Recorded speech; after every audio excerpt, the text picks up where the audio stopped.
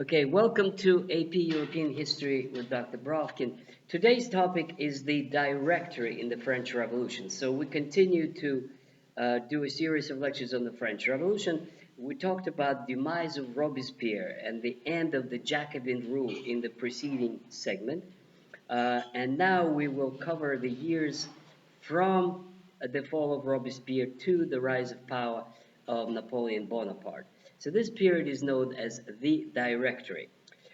So first of all, how did it happen to be the Directory? Who were the directors, and how did it all come about? So this is the political change after the fall of Robespierre.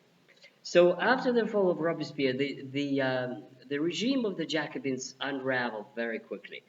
Obviously, because it was based on terror, because it was untenable in a long time, and because basically there were a lot of rebellions going on, both leftist and rightist. So on the leftist rebellions, there were super Jacobins, uh, and one of them was actually Babeuf, a very interesting person who some people believe is the founder of communism was an inspiration to many leftist revolutionaries from Marx to Bakunin and Lenin and others. He is really a kind of in the Hall of Fame, if you want to say, of famous socialist communist revolutionaries from that time of the French Revolution. Now, the rightist revolts were even more, were very famous. Everybody knows about them. It's called the Vendée. Vendée is the territory in the northwest of France, and 12 départements were seized by that rebellion, which is a peasant rebellion, a conservative Catholic rebellion, but also led by the royalists. So the royalists are people who want the king back. They hate the revolution, they hate the Jacobins, they hate the tax on the church. These are people who are basically loyal to the original ideas of monarchy, which means divine right, the Catholic Church, the right of the nobles to their ancestral lands, and they hate everything about the revolution and most of all the Jacobins. So they're quite widespread. Now, what makes things worse is that since the regime is unraveling, the Jacobin regime, uh, there's basically kind of a vacuum of power in Paris. And the new government is sort of is trying to reconstitute itself, and this is what the Directory is.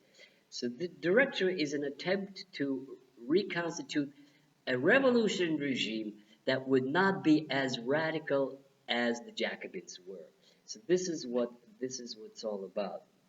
The economic situation keeps getting worse. There's a very cold winter in 94, 95. These price controls are abolished because they're Jacobin, and anything that's Jacobin has to be get rid of. But as a result, there's skyrocketing prices, uh, huge rebellious areas, chaos pretty much in France, and it's in this situation they decide, the rulers decide to create a kind of a new collective presidency. So that's what Directory is. It's a collective presidency to avoid the rise of one dictator like the incorruptible Robespierre turned out to be.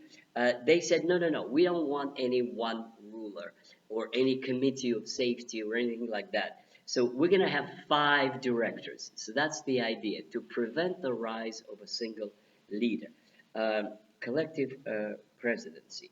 So they draft a new constitution, which is based on the preceding one. It's not a total departure from the preceding one, but it does have declaration of the rights and obligations of citizens. So it's a little bit more restrained.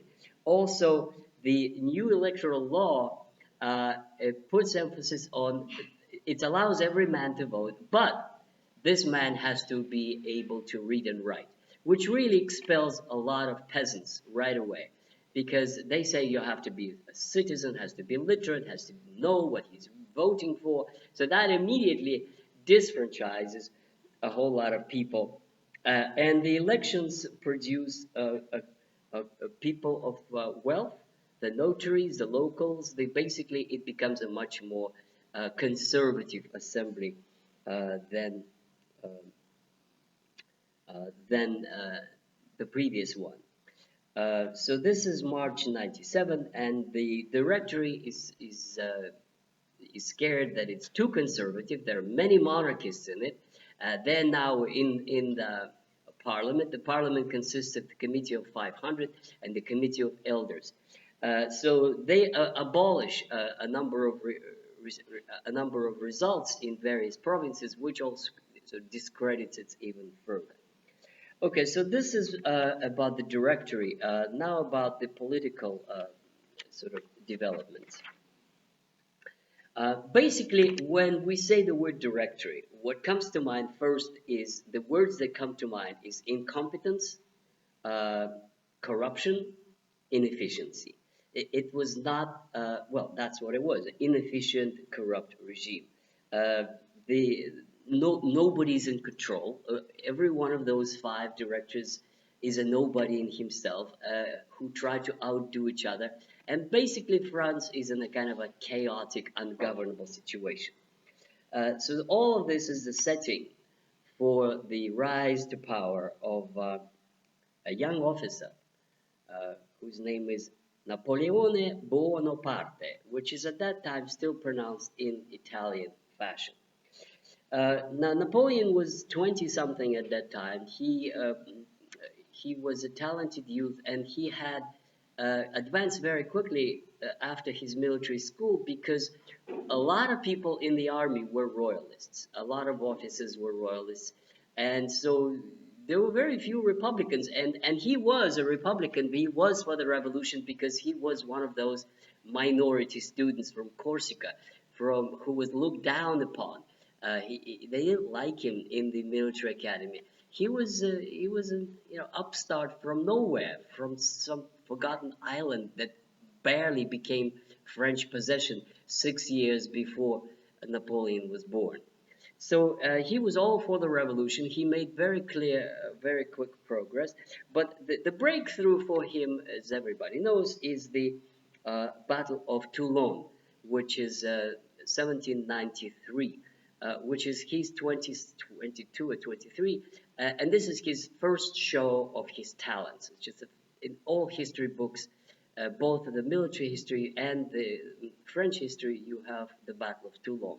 So Battle of Toulon is basically this: the British take over Toulon. They seized it as a part of the coalition against the revolutionary France with the Austrians and Prussians, and they sent the ships and they occupied Toulon. And that's pretty much it. They didn't go anywhere. The British never do. They don't have an army. They just take the ports. So the Napoleon decided to knock him out, which was absurd. His commanding officer didn't think it was possible. His commanding officer said, well, this is ridiculous, and so forth, but he actually did. And the way he did it, he positioned the guns, the cannons, in a way that would shell the British ships from the hills surrounding Toulon. And he showed his mastery of artillery, which actually would become his best maneuver and artillery use, will be what Napoleon was going to be superb in throughout his military career. So he knocked out the British. He destroyed their ships, and it was absolutely a sensation that propelled him to immediately to a position of everybody knew him, both the public and people in the government. And that positioned him well to be appointed the commander of an operation, which happened in the October 1795. And that's the Royalist uprising.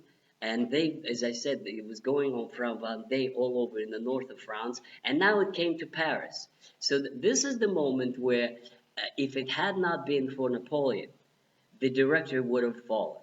I mean, the fighting was in the streets of Paris. It would have been another chaos, and who knows if the Royalists had won, the whole history of the revolution would have been different. But it is Napoleon who actually, again, positioned his cannons and shot right at the royalist crowds. and defeated them, wiped them out, drove them out of Paris, and saved the Directory. So now he's positioned to be the savior of the uh, revolution, and he's a 20-something. He's like a young unknown officer, and yet already he's sort of at the very top of his influence. That leads to his reward, and the reward is that in 1796 he is appointed commander-in-chief of the French army. At the same time, he marries Josephine, who is from Martinique. She's Creole, and it would be a long relationship. He actually did love her very much, especially at that time. And even when their love would stop, they would be friends. She would love him forever and would be his advisor and friend for a long time. But actually, a few years later, when he was in Italy, she did have a lover, and she was terribly jealous, and it was a incredibly interesting relationship on this level. But the French expression "chercher la femme" is important because Josephine was very influential. She was a personal friend, or maybe even a lover, with one of the directors of the five, and probably because of that connection, maybe it did play a role, maybe not. He was appointed commander-in-chief of the French army in 96. So that appointment really is absolutely crucial because right after that, a few months later, in March 1797, Napoleon begins one of his most glorious, one of his most spectacular, one of the most incredible campaigns, which is called the Italian Campaign, 1797.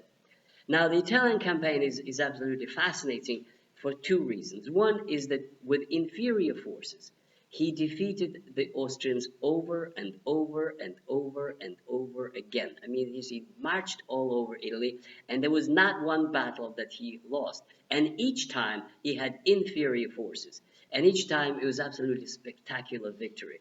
So basically, in a matter of several months, he wiped out the Austrians and chased them out of Italy. But let me go over it a little bit in more detail. Italy is, of course, there's no Italy. There is a kingdom of Piedmont, and there's Tuscany, and there's Papal States, and there's also independent Savoy. So all of that, the southern territories are sort of different, Milan, but they're all kind of controlled one way or another by the Austrians. So the first thing he does, he defeats Savoyards and he drives them out and advances to Turin in northern Italy. And one of the most spectacular moments is the Battle of Lodi, Lodi, which is absolutely magnificent. So in the Battle of Lodi, you basically have, again, the Austrians are on the other side of the river, and there's a bridge, and they're in the fortress that is on the side of the river. The French are advancing. They have to cross the river, and they have to take the fortress, which is incredibly challenging because the fortress is obviously fortified, and they have to cross the bridge, which is a narrow passage where they could be shot at in a concentrated fashion. So in a crucial moment, the French are beginning to retreat. They're losing, and it seems like they're losing the battle. And it's at this moment that Napoleon seizes the French flag, rushes onto the bridge, with his flag. Bullets are flying all over him. I mean, he could have been killed at that moment. He goes ahead with everybody, right at the Austrians, with his flag. And when the French soldiers see that their commander is ahead of them, risking his life with the French Revolution, Vive Révolution, Vive la France, they follow him. And then they smash the Austrians. And then they just, with casualties and stuff, the Austrians are just totally appalled with this kind of a determination and courage. And they retreat, and then they just surround this fortress, and they win the Battle of Lodi. The Battle of Lodi becomes a legend. Oh, this is the beginning when the French soldiers absolutely love Napoleon. This loyalty is born that's going to propel him to being the first consul and then the emperor, because they see that he's courageous, that he is the leader, that he is not sending them to the bullets, trying to stay away as most of the commanders do, and that all goes under the name, égalité, fraternité, liberté. The first thing he does is proclaim the republics in these places.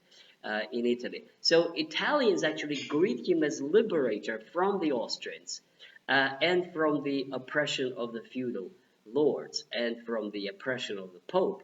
So the Italian campaign is so famous because at this moment, revolutionary France is the carrier of this liberté, égalité, fraternité, and proclaims republics that would be allies rather than colonies of France. So he's treated total triumph, and he goes on to Milan, and then he besieges Mantua. And in Mantua, there's a huge garrison, it's a fortress. So while he's besieging it, he sends the troop to Tuscany, and then he overruns Tuscany, and then he goes down to attack the Pope in Rome, and then finally in 1798 the French Revolutionary Army enters Rome, and the Pope is trembling, and the Revolutionary Republic is proclaimed in Rome, and then he pushes them on to Austria, and it just seems like absolutely spectacular victories. And then he stops when he's 100 kilometers from Austria, from Vienna. The Leopold Emperor pleads for peace, and Napoleon agrees, and they sign the peace. And this is the end of the so-called First Coalition. Napoleon is victorious. He signs peace himself, which is very important. He doesn't even bother anymore to ask for instructions from the Directory. He is supreme. He is on equal terms with Emperor Leopold. He proclaimed republics all over Italy. It's a total triumph of the French Revolution and of Napoleon Bonaparte. And on that note, I'll have to pause, my dear boys and girls. Don't forget to subscribe to AP European History with Dr. Brovkin, the most interesting course of lectures on European history you'll ever find on YouTube. Thank you.